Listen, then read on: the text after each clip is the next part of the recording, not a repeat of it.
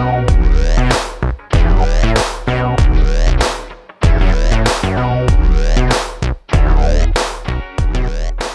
listening to the PR Wind Down Podcast, the show for public relations professionals who are ready to see real change in the PR industry. We are your hosts, April Margulies and Laura Schooler. Let's get ready to wind down.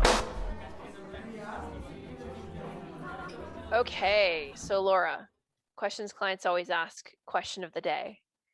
All right. This week, we're talking about questions clients always ask when they've been burned by PR in the past. Well, I mean, I guess if it's a small business and they've really been burned by PR in the past, they're less likely to even deploy PR. But I have been at big companies where there's been partners or spokespeople at a big company who are now being like kind of forced to do PR, be a spokesperson. It's not their company though, so it's not really their decision. And they will say things like, reporters always twist my words, or they take it out of context. I've never liked anything that a reporter has said after I've talked to them in writing. It's never positive, it's always negative. So I've heard all of those things. That's interesting. Usually what I hear is, I hear a lot about the bait and switch. You know, we hired this agency, they promised us the moon, some 20-something let our account, and we spent thousands of dollars and got nothing. I mean, that's kind of the normal story. So you're talking about the PR agencies burn them. I'm talking about reporters burning them. Yeah. That is funny. Isn't that funny? Yeah. Yeah. So that's the main one that I hear. I mean, I also just hear that there was an agency that didn't do strategic work, so they got them stuff that didn't move the needle. Mm-hmm.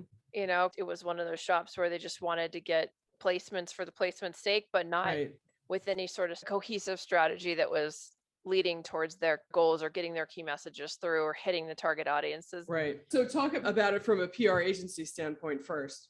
So something that I find a lot is that they then say, I want a guarantee. They want to know exactly how many placements they're going to get for that price, or they want to do pay as you go model. So I pay you when you get a placement. And I'm like, that's not how it works. No. And then they don't trust you because they think that you're trying to scam them because somebody else scammed them. You can't guarantee it. It's like it's earned. It's not paid. And it's also like sort of if you hire a lawyer, they can't guarantee that you're going to win your case. But you still got to pay them. That's right. Yeah, they do their best. They take you on contingency, but then they take, 35, 40%. Right. But in PR, they're not getting any money. Right. And it's impossible to tie it to any income that they get, right? Yeah. It's a curious career that we have picked where people have to trust us. Well, I think one of the things that's difficult is the industry isn't regulated. Right. So you don't have to pass the bar. You don't have to take you don't even have to have education. A degree in PR. No, definitely not. In fact, a lot of the people who don't are some of the better publicists too. Right. Because they're self-taught. It's not something that's easy to rectify other than just tell them, hey, you're not alone. This is not the first time I've heard this. I started this agency because I wanted to address some of the issues that I saw at other agencies. So I understand the pain points. Are you also a little bit suspect of potential clients who are like, my last agency was terrible? That's always a red flag to me about the client. I think you're right. Because I think that shows that they don't get it or their expectations are way out of whack. Way out of whack. In the recent years working at agencies with startups, I have worked with a client or two who have said that, like, oh, our last agency was terrible. And then you look back at the PR, the media coverage that firm has gotten. And a lot of times, not every time, but a lot of times you're like, actually, it's pretty good. I don't know how much better we're going to do, but let's see, and you give it a go and maybe you get, and it's usually like the first month or two, you get good stuff, but then you sort of exhausted it. And then you're in the same boat as the agency before. And they're like, why are you getting me any more media? It's like, because you need to give us customers, whatever it is, and they don't. And then you realize, this is why the last agency ran out of gas, because they don't have anything to work with. Right. Yeah. I wrote in my Forbes article about this. I call it PRSD. And basically, I wrote that it can lead to a number of problems with clients if they've been burned by PR in the past. Mm-hmm. So one is that they're not patient enough to let things unfold naturally. Right. and blossom and see the coverage come to fruition. One is that they end up not spending enough money in PR for long enough to see meaningful results. So they end up, okay, well, we don't want to get so burned again. So let's only spend this much on PR and see if it works, and only do it for 3 months or something, right? So they kind of underdo it, which Right. also doesn't show them the Right. value of PR, or they even undervalue the professional counsel being offered. So they don't take you seriously. They don't take Right. your advice. They don't follow your strategies, or they end up not providing enough relevant insights or data or proof points that would make the story mediagenic and newsworthy. Right. So, and then I offered some tips. It's been a while since I wrote this, so it's funny to revisit. I said, educate clients and be honest if you're on the agency side. Ensure the client's media ready. Identify client goals first. But if you're somebody who's suffering from PRSD, I said, hire in professionals who are emotionally invested. Find a team that can pitch all of your target audiences and go with your gut, which I think is good, because I think a lot of times you get that kind of smarmy vibe from someone and you're like, yeah, but they look like they're probably really professional. I guess I should go with them. And then you meet with somebody that's maybe smaller and they seem like you jive with them and like, but you don't go with them because they don't have the reputation or credentials or something. And then, right. And then you end up sort of missing the mark because you end up right. Going with the shiny big agency that's right. gonna and then they're not gonna that's not right. gonna give you any attention because you're the lowest paying client. Right. Even though you're like, oh, I upgraded. I'm with Edelman. Yeah, whatever. Right. Whereas a smaller agency, if you're one of their bigger clients, is really gonna put their heart and soul into it. Yep. So what I was thinking this meant was people who are hesitant to talk to reporters because they've been burned by reporters. I like that. And didn't want to do PR. They don't trust reporters at all. They get the story wrong. They twist their words. They take them out of context, all of those things. And those things happen, sure. But if you do media training and you really take it seriously and you practice it, then the likelihood that you're going to be misquoted, taken out of context, taken advantage of, all of those things diminishes greatly. It really does. Right. And you also have to take the counsel from your PR person seriously. Like practice in the mirror, practice, videotaping yourself and playing it back. Know your messages backwards and forwards. Think about it, when you're not at work. Like, oh, how would I talk about my company or my new product at my company if I was just having a conversation? And do that. And those kinds of things make you much less feeling on the spot when you are interviewed by a reporter and they ask you questions that you don't know or don't like. That's usually, I feel like, when people get into trouble because they give angry answers, weird answers that they have no business giving in the first place, right? And so if they've done their media training and they know who they are as a company and with their product, then they would say, if they get asked something they don't like, oh, that's an interesting question. That's not really something that we, deal in, but what we do deal in is this other area. And let me tell you about that. It happened to a client of mine recently. A reporter interviewed my client, got the whole story, and like the second to last paragraph, the reporter decided they needed to bring in an example of a similar company that kind of got in trouble for a similar kind of thing. Didn't talk to my client about it, didn't talk to me about it, but wrote a paragraph about how this other company got in trouble. And it had nothing to do with my client, right? But they had to find the hot button issue. And that happens a lot, and there's nothing you can do about it. And people focus on that, right? And so go back to them and say, this article is 95% on message and great. Not many people read to the end of articles, right? I mean, who reads past like the first page or the first, 2 paragraphs most of the time? Or they were like, can we tell them to take it down? No, it's not an ad. Like, you didn't, just let it be.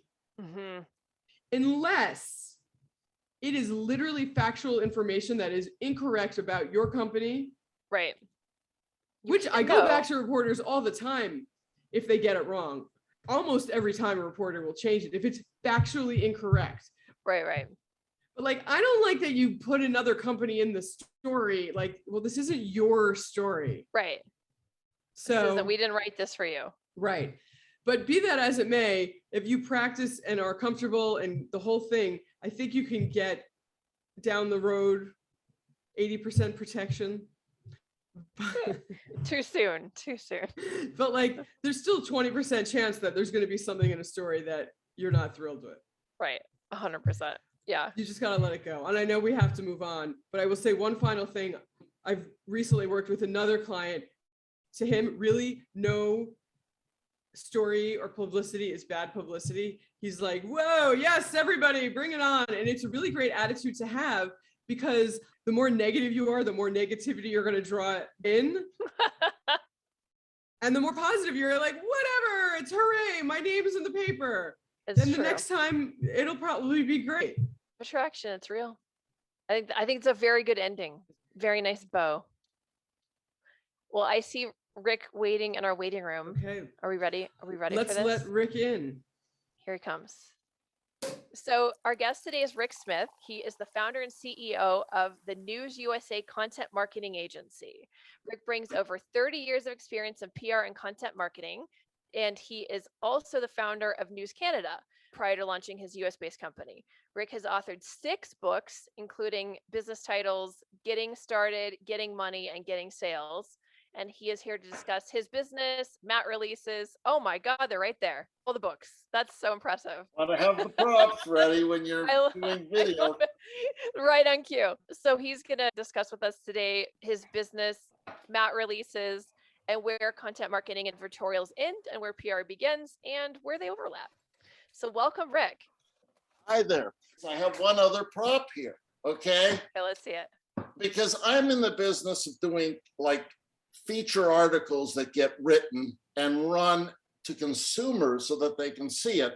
So I went back over 50 years to see the format that it was done in what is known as a mat release. I was going to say, I heard you say that before, and I was like, what is a mat release? I remember. A mat release where it's actually an article laid out in a format that's like a mold that gets on the prints of the press machines. I got this from Associated Release Service, no longer in business, but it was when I was just getting started in the US market. I went and visited them and they gave me that. And it's just been very exciting for me to have the history of it. But the way it's all changing now, press releases are a great way of announcing and saying, here's what we do, but it's what you do with it. This is part of where having a proper PR consultant. I'm not a PR consultant. I don't claim to be one, but a lot of these people running these agencies, they can do things with those press releases, but it's really what they do with it. I think it's very important.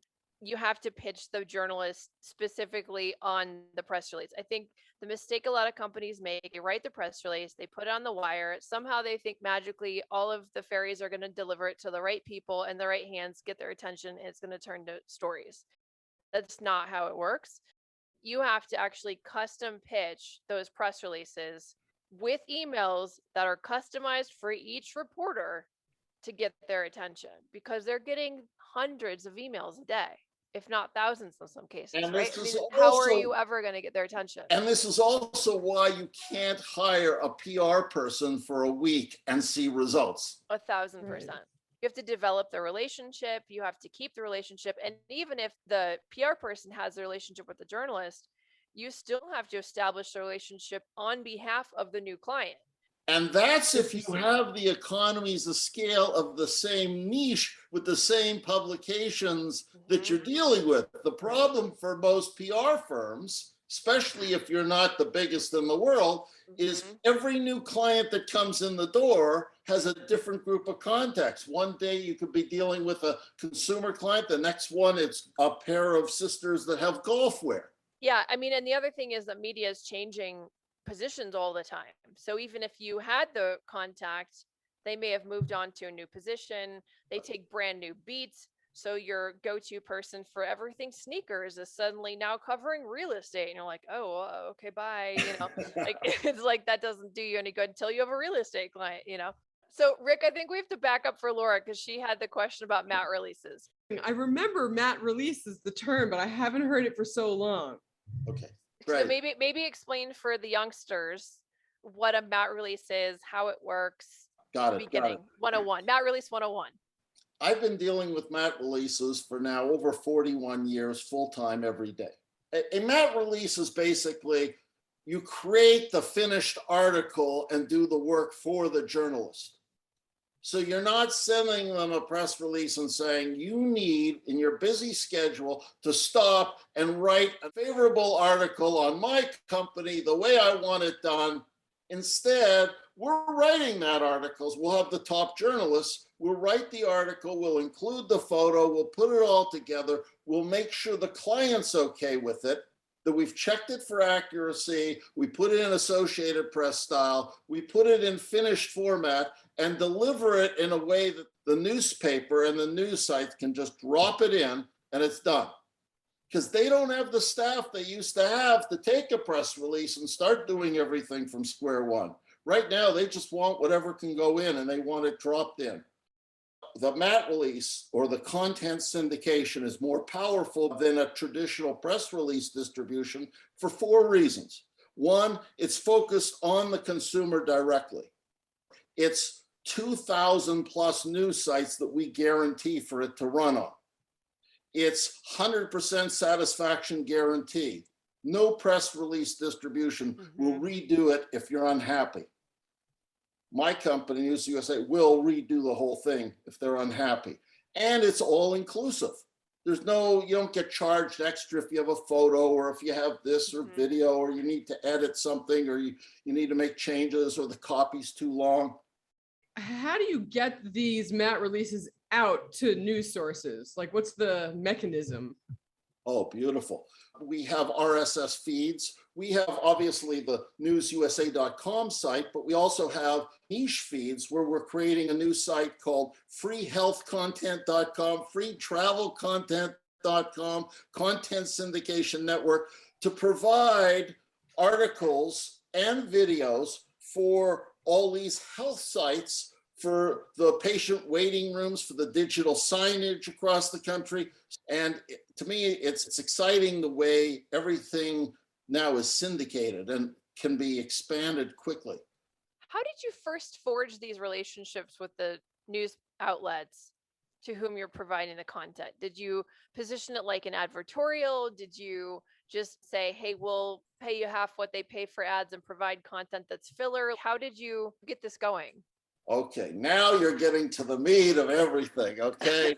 Good question. This is the secret sauce. One, we had already been providing camera-ready articles to the newspapers across the country.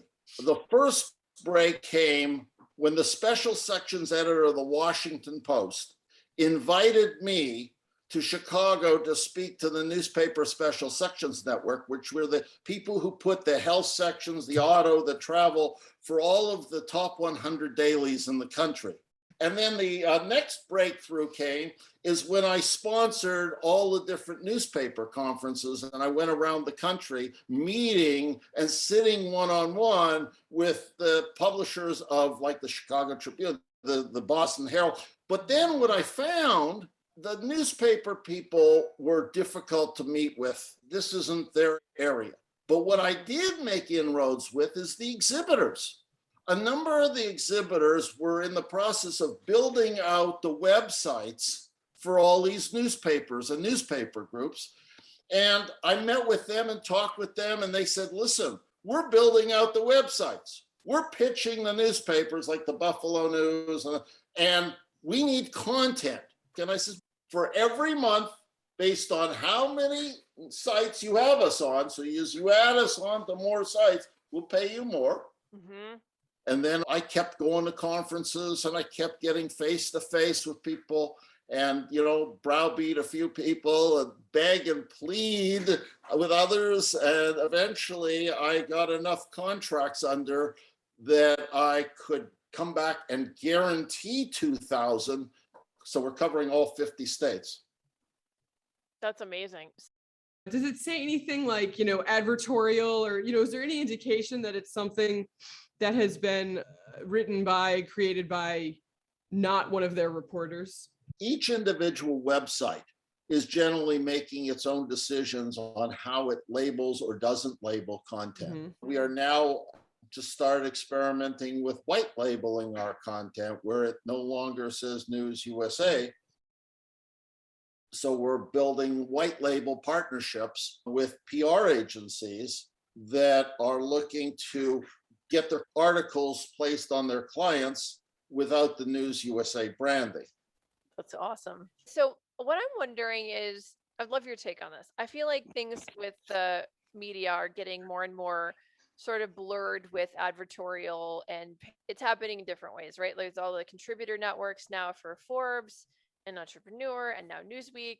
And there's also a lot of influencers. You have affiliate links that gives editors a kickback. So there's not really paid media, but it's not paid media. It seems like you had the foresight that this was a potential, decades before anybody else even started to think in these terms.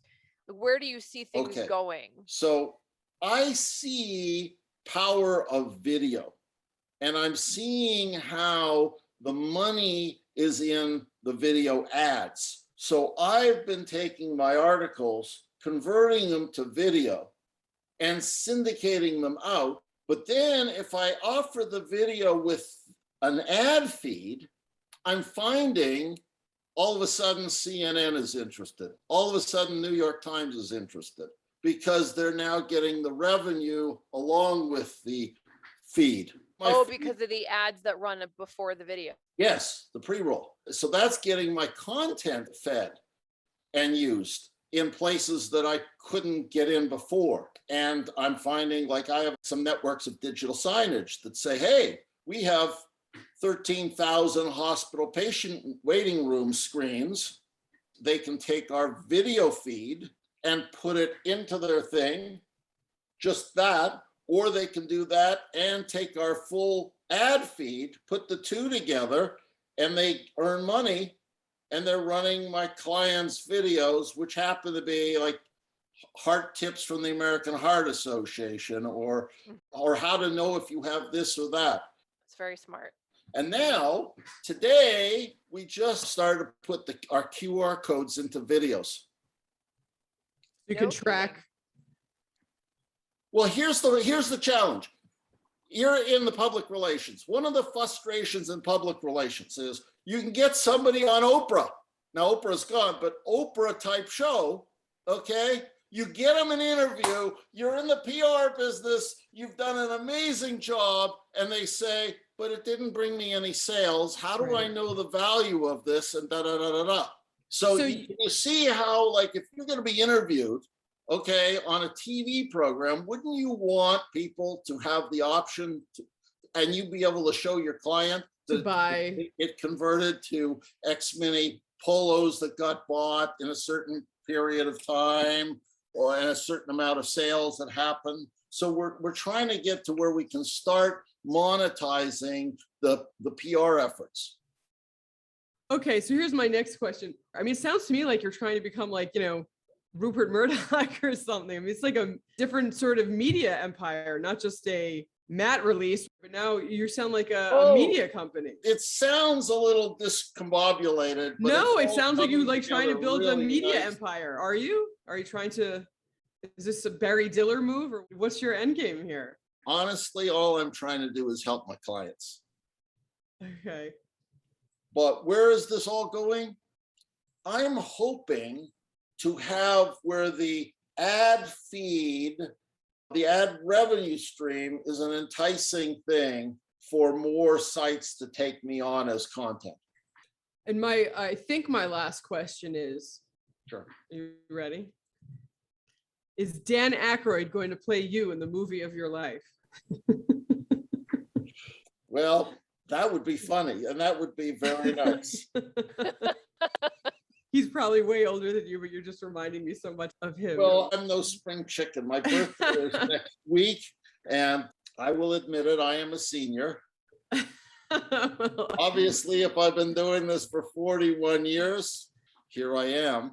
I don't know if it comes across, but I do this today because I really like what I do. It comes across. It sort of comes across. You know, my wife says, why not retire? You should have retired. But, I like doing this. How do you get to do more of what gives you joy and less of what gives you stress? I don't think it's an easy transition. I think what happens is you just have to take it literally day by day and take a look at what stresses you out. Is it something that you could pass off to someone else? Right. He said to me, if the relationships in your life, if there's tension or too much drama with one, do you really need it? You might want to make some other choices. Right. And so, like, for example, I'm on this podcast because I hit it off with April. We had a quick conversation. I could see she gets it. I'm in. Well, no, I have one more serious question for you. Okay. So what do you think is next for media syndication? Videos? Is it podcasts? Is it both? I noticed that for me, we're all of a sudden getting a lot of bloggers that want our content in their blogs. And that's interesting to me because they're coming out of nowhere and they're creating and they're ramping up and they're doing their thing. And I'm happy to provide the content for free, and they could put it in their blogs and roll with it. It gives my clients more exposure. That's really interesting. I've been thinking recently, I wonder if content creation is going to become more and more the focus over earned media. If it's going to be more owned media where people are starting to put their focus with all of the media channels kind of in some cases losing credibility, in some cases falling apart because they don't have ad dollars.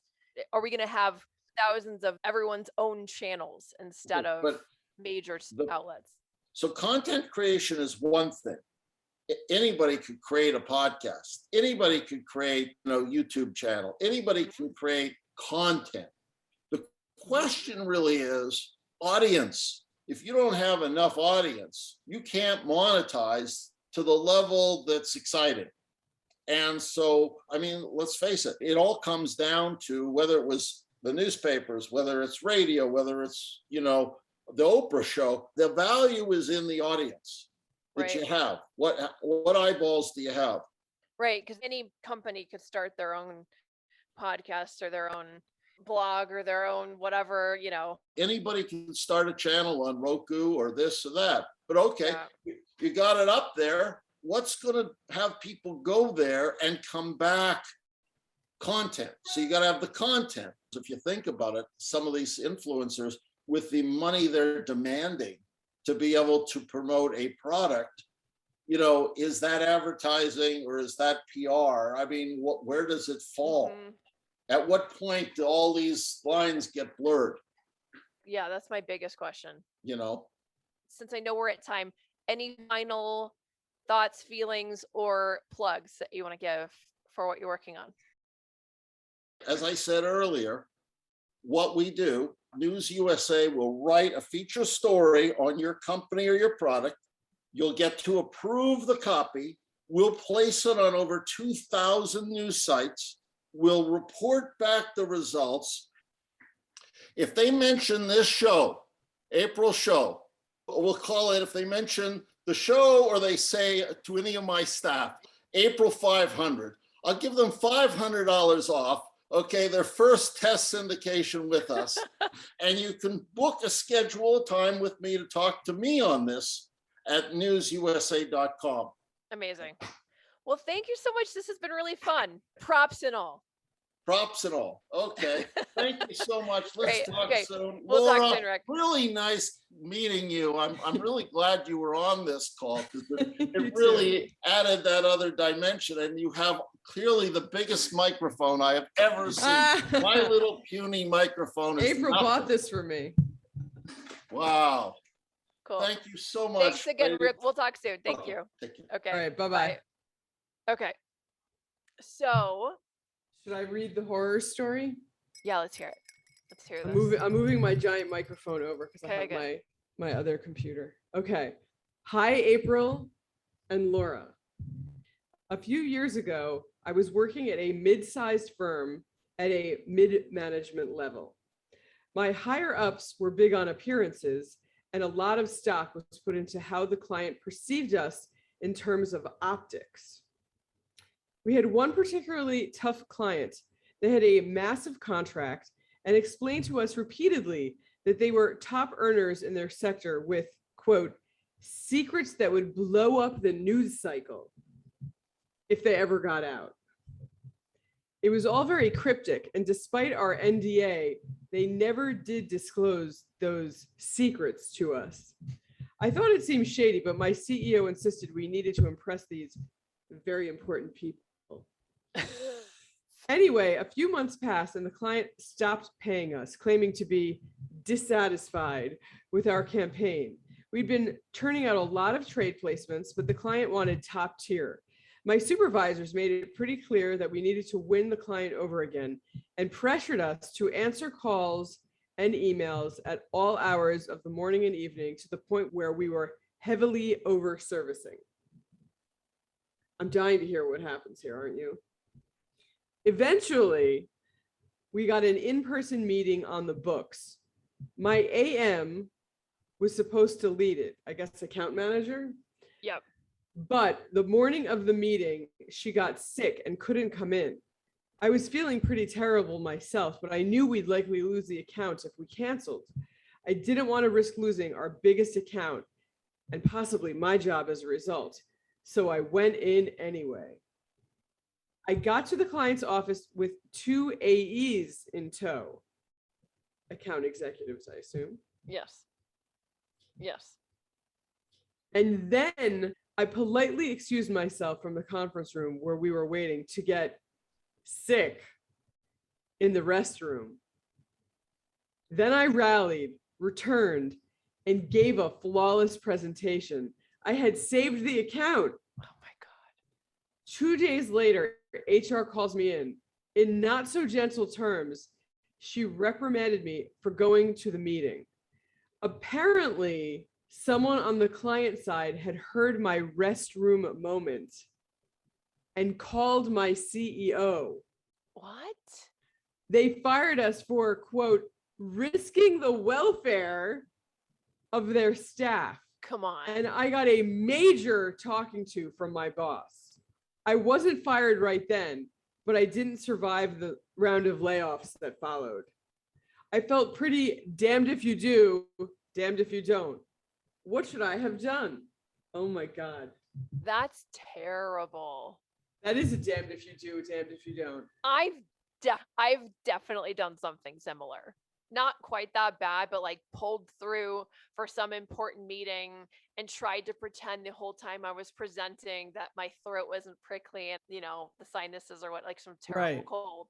I haven't really thrown up, but I've definitely been way too sick to be at work and been at work. It wasn't me, but somebody I worked with was supposed to go to like some trade show or maybe a client meeting out of town and literally got in the car, went to the airport. I mean, this is going back like to the late 90s. And when she got to the airport, she realized like there was just no way she could get on an airplane. Like she was super sick. So she bailed and she got in so much trouble with the senior people at the agency. I don't think people would do that now after what's been going on in the world. No. It used to be you went to work no matter how deathly ill you were. Now it's the opposite. If you go to work and you're sick, you're going to get in more trouble than if you didn't go. The tables have totally turned with the generation, et cetera. I am so pleased by that. I know. Now, I guess it's because people think that you're lying, that you're not really sick, and so you can use it as an excuse, which I suppose you can, and I'm sure people have forever. But bottom line is, you know, if your employee is lying about being sick and is sick all the time, and then their work is terrible, well, that's grounds for dismissal.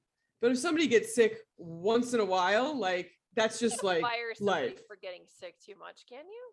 So here's what I was just thinking, and I wouldn't have come up with it myself. I don't know if this is a she, but if it was, she should have told them that she was pregnant. I mean, and then if they're like, well, where's the baby? You'd be like, well, now that you brought it up, you're bringing up something very painful, and I miscarried. Oh God. Never in a million years would I have come up with that or done it, but now that I'm here, wouldn't that be great? Yeah, no, I'm embarrassed to say I had the same thought. Because this person is right. Obviously, like that if they said they were sick and didn't go, they would have gotten in trouble. and they went and they got in trouble. They couldn't win. And what would somebody say? They can't say anything. I didn't get everybody else pregnant. You can't catch pregnant. I mean, if the client got sick, though, then it would be like, I Well, got did it somewhere else. I was pregnant. They just said risking the welfare. It's very presumptuous, unless the person otherwise looked very sick. Right, but you could look very sick from being pregnant. Right. So that's my advice to people if that ever happened. But I don't think this, I don't know when this happened. This sounds like it's not too long ago, probably. I don't know why I say that, but the world has changed. Right. I think it's a wrap on that. Yeah. So should we move on to our news of the week? Yes. Okay. So the Times announced a new initiative of more than 15 subscriber-only newsletters. They've been working on the effort due to the big newsletter boom, which we've talked about here many times before. Mm-hmm.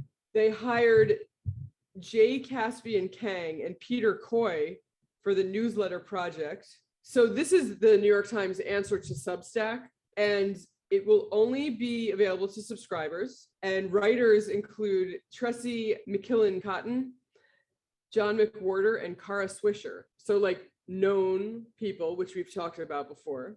It'll span the opinion section and the newsroom. Readers without subscriptions, if you don't subscribe to the New York Times, you will still be able to read popular Times newsletters, including The Morning and Deal Book. Those are not behind paywalls. The subscriber-only project will include existing Times newsletters like On Politics, On Tech with Shira Ovide, On Soccer with Rory Smith, Smarter Living, and newsletters from current writers Jamel Bowie and Paul Krugman and Frank Bruni. So a lot of names that people have known for many years. Editors in both the newsroom and opinion have been working on this for months. As newsletters become more popular, Substack made overtures to Times writers with large advances to lure them to Substack, as other reporters have left. So they decided there's people that are important enough to them that they, so I want to know, are the Times paying them separate and above, which they must have. They have to be. Right? So let's see. They've been recruiting writers inside and outside the organization for the effort. More newsletters are on the way. The paper rearticulated its rules outside work, including paid and unpaid newsletters, books, and podcast deals. Until now, they had been staffing up for the project, but keeping it under wraps. So it doesn't say on this article in particular how these reporters are being compensated, but they have to be getting, because as we've discussed, Substack's newsletters, they get paid more than they've ever made as a journalist. Well, and I just heard that Glenn Greenwald is now funding some other content channels that people like Tulsi Gabbard and some other people are putting together, which is fascinating. Like in a VC sort of way, funding? I just heard about it. There's an article in The Hill. YouTube rival Rumble strikes deals with Tulsi Gabbard, Glenn Greenwald. So video platform Rumble, which has grown in popularity among conservatives as an alternative to YouTube, has reached agreements with 8 thought leaders to provide content, including former Representative Tulsi Gabbard, a Democrat from Hawaii, and journalist Glenn Greenwald. Prominent new voices add to Rumble's deep pool of content talent and further enhance the platform's breadth and depth of offerings to our viewers. So it says Rumble has exploded in popularity last year, becoming a haven for conservative voices that frequently violated content moderation policies of more mainstream platforms. As part of the agreement, the creators will get new resources from Rumble to produce videos that will be available exclusively on the platform for some period of time. The platform and others like it, such as Parler and MeWe, have grown amid unsubstantiated criticism from conservatives that major social media platforms are biased against them. Very interesting. I mean, it's just more factionalization of media. I was just going to say that. Are we ever going to get news? Are we ever going to get real news? It's gone? That's it? We're just going to have to like hear people's opinions for the rest of our lives? That's what it's starting to feel like, unless, I should have been born in 1920. It's too late. I feel like middle of the road is now considered conservative. You know what I mean? But I also feel like there are topics now that you're either like on one side or the other. And if you're not on the one side, then you're conservative. Right. And if you're on the other side, you're like a lunatic left-wing mental patient. But so going back to Substack, so it's really interesting. And I am happy to hear that the New York Times got a clue ahead of time and responded in kind. I feel like so many companies and media back in like the .com days or whatever, they're like, Tower Records, like, what is this online selling of music? Is ridiculous. And now they're out of business, right? So I think I'm glad to see a major media company has learned its lesson. I don't know where they're getting the money from, but I guess they better be doing a serious marketing campaign to get more subscribers, you know, to entice people to subscribe so that they can get this Substack-like newsletter information. Mm-hmm. The biggest question in my mind is, are they still going to have the same freedom as New York Times Substack writers as they would? They were just Substack writers? Yeah. Or are they still going to get sort of, you know, polished? Edited? Yeah, edited. I don't know. That's a good question. We will never know unless one of them breaks out and tells us. But I assume that money talks and being affiliated with the New York Times has prestige. Mm-hmm. I think so. Thank you. Oh, I know what we could talk about. Oh boy. So April, I didn't even think of this, but now that I'm thinking of it, it's a really good PR story. Did you see the Fields of Dreams game last week, the Yankees against the White Sox in Iowa? Ms. Iowa? Ms. Iowa? I know. Well, it turned out to be great PR for Major League Baseball in a couple of ways. So let me tell you about it. Perfect. It was really good PR. I really did not read or see a bad word about it. It came off, everybody was into it. There's videos that, I mean, people are crying. It was so good for MLB because MLB has been getting bashed to hell for various reasons. It's boring, it's too slow. The average age of the fans is 55. Rob Manfred, the commissioner, is ruining the game with all these extra inning rules have changed. All these rules have changed, and people are really down. And then with the coronavirus, you know, every team's got 6 of their starters in quarantine. Everybody's getting injured, etc. So they did this game, and it was like, oh, the old days of baseball, and the reason why I love baseball and playing baseball, and Kevin Costner in the movie and the whatever. So all the nostalgia. Right, except then the White Sox won, so it was. Of course, that was the Hollywood ending. Like, they beat the mighty Yankees in the cornfield, you know? I mean, it kind of had to happen, right? Yeah. And then the good thing was that it was a 3-game series against the White Sox. They only played the 1 game in Iowa, and then they went to Chicago, where the Yankees put the White Sox back in their box for 2 games in a row. So, wow. Oh, and then the best part of it, which is always the thing that wasn't planned, there's a reporter, a Major League Baseball reporter, Brian Hoke, and he was like, okay, guys, I'm going to the game. See you there. Next thing you see on his Twitter feed, I'm at Newark. He's like there on whatever night it was. Monday night. The game was on Tuesday night. I'm at Newark. My plane just got canceled. So he's supposed to be in Iowa on Tuesday at 6:00. And there he is in Newark at 9 p.m. No flight. Oh, no. He rents a car, drives through the night straight to Iowa, and has all of this content. This is what I'm eating. I brought this, whatever. And then he gets to the game like an hour before it starts, and he's like, I'm here. And it became this whole separate content sidebar. Side story. Yes, about how Brian Hoke got to the game. And then he reports on it, and everyone's like, yay, he made it to the game. It couldn't have been better. Like, if he got on the plane and went to the game, who cares? That's what, you know, all these guys do. So that was really great PR and engaged people. And then how did I get involved? After the Yankees beat Chicago, both games afterwards. Yes. He said to Aaron Boone, the manager of the Yankees, like, so, you know, isn't it upbeat to leave on upbeat? And he said something like, it's always great to be on a happy plane. Brian Hoke tweets, this is what Aaron Boone said. And I wrote, who gets on airplanes? Drive. And Brian Hoke liked it. He's got like 121,000 followers. So like thousands of people who are checking out my tweet now. So that was my big PR win. I did not see that ending coming, but that is definitely the way we should end the podcast. Mic drop. Thank you for tuning in for the PR Wind Down podcast. Yes. And thank you to Rick for joining us for a most interesting interview. He was great. Remember to submit your own agency stories and questions, and to share a show with your friends and colleagues. If you subscribe and leave us a rating, it also helps us reach new listeners like you. And if you have an anonymous PR horror story of your own, send it our way at the contact email below the episode notes. Can't wait to wind down with you again next time. All right. All Well, right. I have a trainer coming here in 12 minutes. On that note, I have to go eat pizza. So Perfect.